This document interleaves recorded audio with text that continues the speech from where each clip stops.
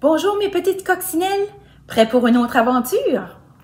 Je vais te lire cette histoire de l'autrice Céleste Kirks.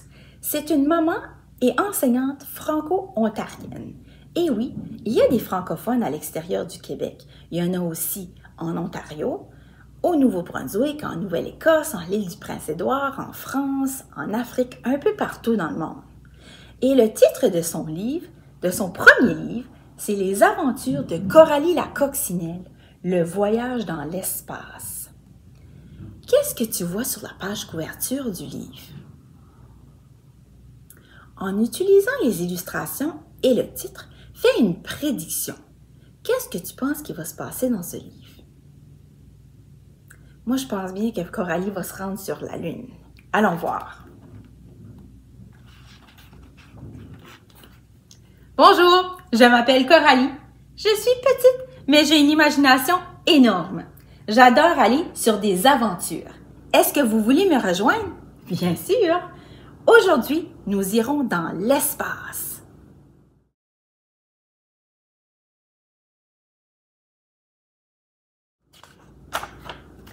Pour nous y rendre, il faut compter à rebours de 10 à 0. Ça veut dire compter à l'envers ou à reculons. Est-ce que vous êtes prêts? Oui, on y va!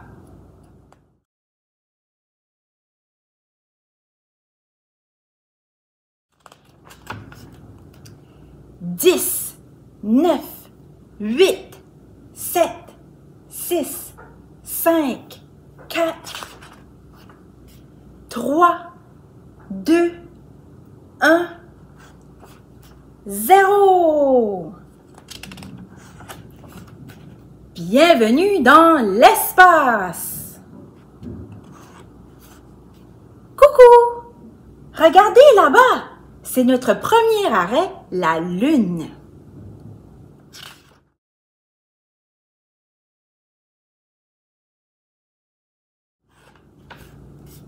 Saviez-vous que la Lune a des phases? Et oui, tu as peut-être déjà entendu parler de la demi-lune, la pleine lune. Ceci veut dire qu'elle change. Saison, la température et les humains changent aussi. Hein? Pouvez-vous penser à d'autres exemples de choses qui ont des phases, qui changent? Moi, ça me fait penser aux papillons. Il y a aussi plusieurs animaux qui ont des phases. Notre deuxième arrêt est le soleil. Pour arriver, il faut compter par 2 jusqu'à 10. Alors, 2, 4, 6, 8, 10. Encore? Compte avec moi par 2. 2, 4, 6, 8, 10. Pourquoi on compte par 2? Eh oui, c'est parce que ça va 2 fois plus vite. Quoi d'autre est-ce qu'on peut compter par 2? 2 paires de yeux, 2 paires d'oreilles, 2 paires de mitaines, 2 paires de pieds, de chaussettes, de bas, des $2. Il y a plusieurs choses qu'on peut compter par 2. Fantastique! Nous sommes arrivés. Le Soleil est une étoile gigantesque. Et oui, le Soleil, ce n'est pas une planète, c'est une étoile. Il chauffe notre planète et nous pouvons le voir pendant la journée. On voit le Soleil le jour, mais pas la nuit. Alors que la nuit, on voit la Lune. Ça arrive parfois qu'on peut voir aussi la Lune le jour. Saviez-vous que sur la planète Terre, le Soleil et la Lune semblent avoir la même taille? Mais en fait, le Soleil est 400 fois plus gros que la Lune. Ils semblent être la même taille parce que le Soleil est plus loin de la Terre que la Lune.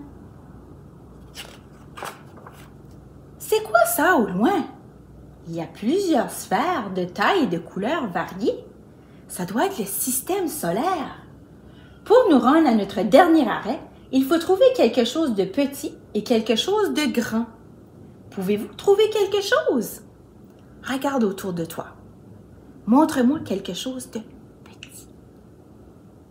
Super. Et maintenant, quelque chose de grand. Parfait. Vous êtes géniaux. Nous sommes arrivés au dernier arrêt de la journée, le système solaire. Les planètes sont en ordre de leur distance du Soleil. Pouvez-vous les mettre en ordre du plus grand au plus petit? On appelle ça l'ordre décroissant lorsqu'on met les choses du plus grand au plus petit. Alors, regarde bien, peux-tu trouver la plus grande planète? Et ensuite, jusqu'à la plus petite. Bravo!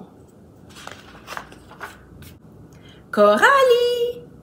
Mes petits astronautes, entendez-vous ce bruit?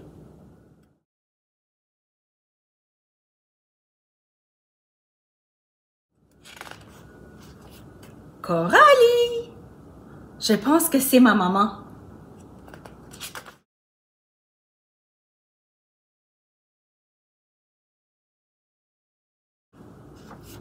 Coralie, c'est l'heure de souper!